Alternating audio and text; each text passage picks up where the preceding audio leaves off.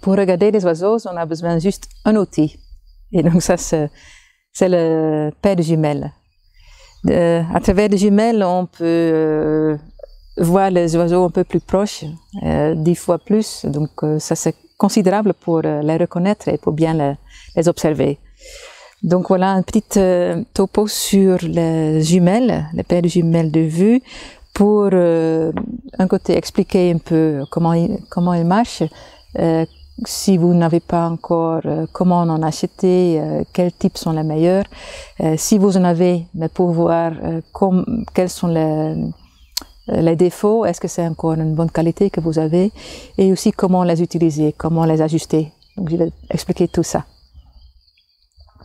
À l'époque, donc les jumelles ont été inventées pour la mer. Vous vous souvenez des films avec les pirates où les gens, le capitaine, il avait donc son grand monoculaire pour regarder les bateaux lointains.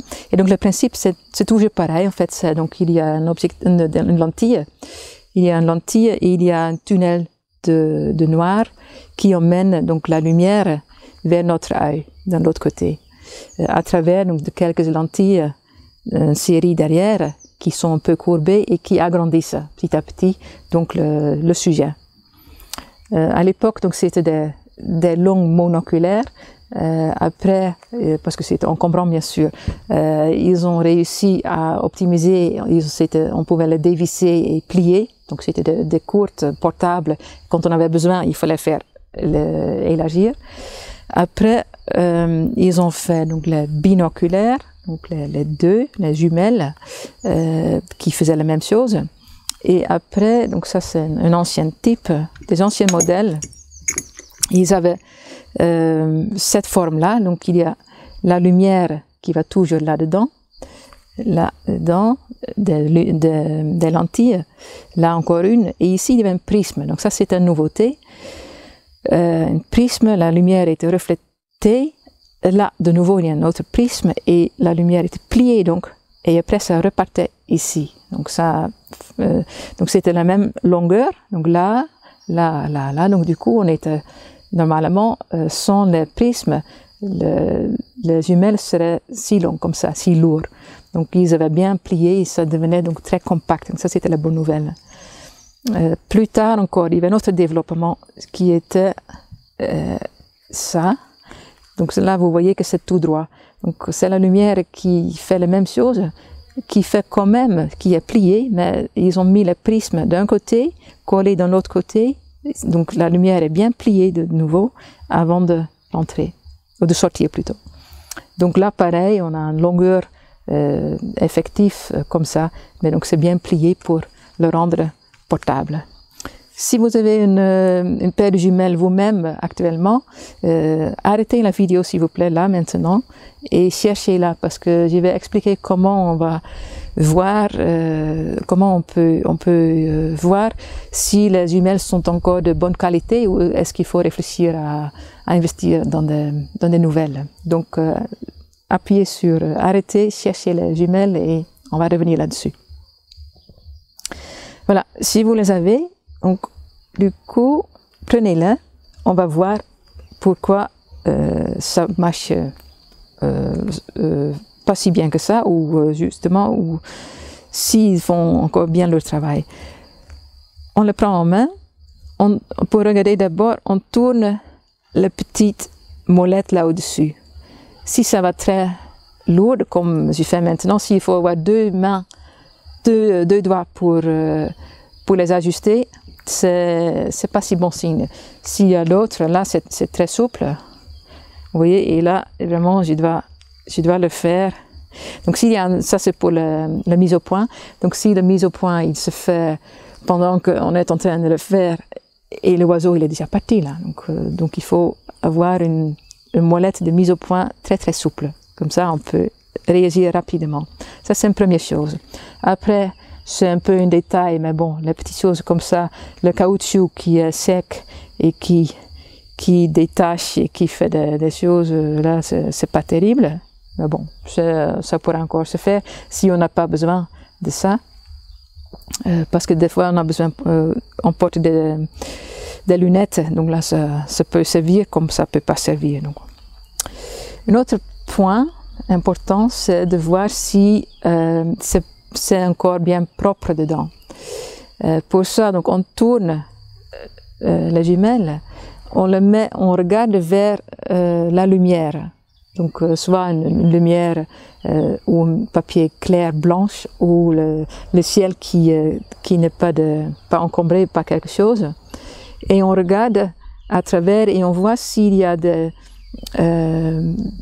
par exemple des petits morceaux, s'il y a la poussière, s'il y a un peu un brouillard, si des fois il y a une moisissure, il y a toutes sortes de choses qui peuvent se trouver à l'intérieur, sur la voie de la lumière. Donc si c'est le cas, on pourra essayer d'essuyer comme avec des petits nettoyants pour les lunettes, de nettoyer ça et ça. Mais à l'intérieur, on n'a pas accès et on peut pas accéder. Donc, si c'est brouillard, je pense que c'est une bonne idée de réfléchir à autre chose. Ça, et une autre chose, c'est de vérifier si les jumelles ne sont pas louches. Et pour ça, parce qu'on peut s'imaginer, à l'époque, ça c'est donc les anciens modèles, surtout ça, ce dernier bout, on peut le dévisser et on peut l'enlever. Je vous déconseille, mais c'est possible, il y a juste une vis là-dedans. Quand ça tombe, c'est très facile, surtout là, de dévisser en fait, dévier la lumière. Et donc du coup, c'est le jumelle qui fait plutôt ça, et du coup, ça louche. Comment on vérifie ça? Donc on le tourne, on prend quelque part une ligne droite, un bout d'une table ou quelque chose comme ça. Donc moi j'ai le bout de la table. Je prends à distance de longueur de main, de bras, et je tourne un tout petit peu. Comme ça, je regarde si la ligne, je vois donc la ligne dans une et après dans l'autre, et je regarde si la ligne continue. Si c'est le cas, c'est un bon signe. Donc des fois, donc on a donc les deux ronds. Il y a une ligne dedans, un trait, qui a priori se fait au horizon, disons. Mais si l'horizon est fait comme ça, ou voilà, dans tous les sens, ça veut dire qu'il y a eu donc les lentilles qui ont été touchées, et donc que ça louche. Et quand ça louche, ça donne mal à la tête plus tard.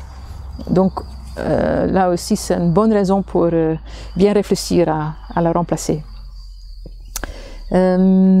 Si on décide de le remplacer ou d'acheter parce qu'on n'a pas, qu'est-ce qu'on achète? Pour observer les oiseaux, il y a plusieurs types. Vous voyez, donc là, c'est toute une famille que j'ai sortie. Voilà, il y a deux types en fait. C'est plutôt ça, des légers et des moins légers. Les deux sont utilisés pour les oiseaux, pour observer les oiseaux. La différence, c'est donc surtout le poids. Et donc c'est une réflexion tout le temps. Pourquoi on emporte? Est-ce qu'on emporte des jumelles pour bien regarder les oiseaux et pour avoir une promenade oiseau? Je prendrais ça. Si c'est pour faire 35 km et avec un sac à dos 30 kg et rajouter ça encore, je opte plutôt pour celle-ci. Donc c'est une question d'objectif. Qu'est-ce qu'on va faire avec? Si on a la possibilité et c'est pas si grave de porter ça, moi j'opterais pour disons la vraie jumelle. Mais bon, je vais dire, il y a aussi des petites qui sont de très très très bonne qualité. Dans la petite taille, il y a aussi plein de super qualité. Mais aussi, là aussi, beaucoup de déchets. Donc là, faites attention à ce que vous achetez. La différence dans les jumelles, c'est sur chaque jumelle, paire de jumelles, on voit un chiffre, on voit 2 chiffres même. Donc si vous les avez chez vous, regardez, là par exemple c'est 10 sur 42, là c'est 8 sur 21, il y a toujours 2 chiffres. Donc qu'est-ce que ça veut dire? Là par exemple 8 sur 21, ça veut dire 8 fois, il a grandi 8 fois, ou elle plutôt, 8 fois, et là c'est 10 fois 42, et elle a grandi 10 fois. Donc ça c'est l'agrandissement du oiseau pour le voir. Après donc le 21, ça veut dire, c'est la sortie, c'est le 21 mm. C'est-à-dire que là c'est 42 mm, donc c'est 2 fois plus. Et ça indique donc la sortie, mais aussi donc la chance, quelque part, la chance de trouver l'oiseau. Donc si on a une petite, et il y a un grand ciel, il y a quelque part un petit point d'une rapace, mais c'est très difficile de le trouver avec cette petite sortie. C'est beaucoup plus facile de le trouver avec plus de lumière. On a plus de lumière, on a plus de vue en fait. Dans des arbres aussi, avec beaucoup de feuilles, c'est compliqué de le trouver. Avec des petites, c'est plus facile avec des sorties grandes. Donc ça, c'est une considération. Mais si on est en ville et on voit toujours les mêmes choses, ça va très très bien. Si on a des enfants, là, celle-ci coûte donc autour de 65 €. Chacun une, deux couleurs, il y a même encore une blanche. Ça fait l'affaire et ça fait aussi un bon débat, une bonne discussion dans la famille. Moi, je préfère d'avoir dans une famille deux ou plusieurs paires de jumelles pas chères qu'une paire de jumelles qui sont très chères. Pour ce prix-là, il y a vraiment une discussion, les gens ils peuvent discuter de ce qu'on voit, parce que sinon il y a une qui voit, ah oui il est jaune, ah non il est parti, et l'autre il attend pour voir l'oiseau et il est déjà parti, donc c'est un peu frustrant. Et quand les deux on l'a vu, ah oui il est parti, tu as vu tel et tel, et ça mène le débat, donc c'est beaucoup plus sympa. Voilà, donc ça pour le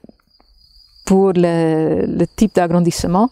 Maintenant, lequel on prend, donc pour les oiseaux, d'habitude, on prend entre 8 et 12 d'agrandissement.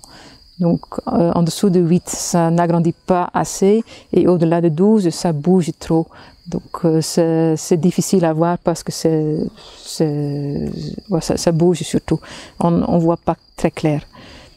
Et après pour la sortie, donc là, comme je disais, ça c'est une question de préférence. Si elles sont plus grandes, c'est aussi plus lourd et donc il faut le porter avec. Mais en même temps, ça donne aussi le confort de la lumière, de voir un peu plus facilement les oiseaux. Si on installe les jumelles, comment on fait ça? Donc voilà, si vous les avez chez vous, on les met autour du coude, de la coue plutôt, et pour que ça tombe pas. Et après, on le met donc contre moi je mets contre le truc au-dessus des yeux, contre l'os là. Comme ça, c'est quelque part un trépied manuel pour fixer. Sinon, ça bouge trop. Donc je le fixe là. Et après, donc, voilà, il y a des choses qu'on peut bouger et on les installe comme ça. Chacun a des yeux qui sont plus proches ou plus loin. Moi, j'ai des yeux qui sont plus loin et donc on les installe et dès qu'on voit plus de noir, on les ouvre. Dès qu'on voit du noir, c'est pas bon, et on tourne de l'un côté ou l'autre côté, et une fois qu'on voit plus de noir, c'est bien, c'est parfait.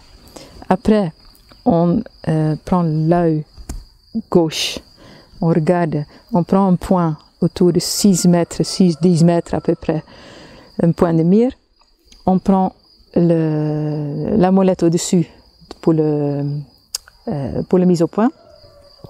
On regarde Et on tourne, parce que jusque-là, on n'a pas touché encore, on tourne et jusqu'à un moment où on voit clair. On ne touche plus. Donc la mise au point a été faite avec l'œil gauche. Après, on regarde, on ouvre l'œil droite et on regarde ce qu'on voit. Est-ce qu'on voit clair? Tout va bien, c'est terminé. Est-ce qu'on ne voit pas clair? Du coup, il faut encore faire une dernière manipulation et ça se trouve à droite, tous les oculaires droites, chaque jumelle a le même principe, donc les grands ou les petits, il y a toujours un plus et un moins, et on peut tourner un tout petit peu. Donc avec côté droite, on tourne un tout petit peu jusqu'au moment où les deux yeux regardent propre et clair et net. Une fois qu'on a fait ça, on est installé pour le reste de la vie avec ces jumelles. Si on reçoit une paire de jumelles de prête, la seule chose qu'on fait, c'est d'ajuster pour nous la largeur, parce que c'est une autre largeur des yeux que l'autre personne, éventuellement. Et après, on fait uniquement la mise au point. Et donc, quand on est dans le terrain et on s'en sert, la seule chose qu'on fait, une fois qu'on a les jumelles ajustées à notre personnalité, on touche là. On touche donc la mise au point. Parce que c'est pas un autofocus, donc du coup, il faut faire le autofocus, le focus, la mise au point soi-même. Donc il faut toujours tourner là au-dessus pour avoir la bonne focalisation. Voilà, et pour le reste, c'est pas si compliqué que ça. C'est juste une petite astuce. Après, je parle encore des deux autres types que j'ai ici. C'est la longue vue. On le voit aussi souvent s'il y a des ornithologues. Est-ce que ça vaut le coup? Je pense pour commencer, non. Si vous avez à investir, commencez pas avec ça, mais plutôt avec des jumelles comme ça. Ça c'est portable, ça c'est pour dans la forêt.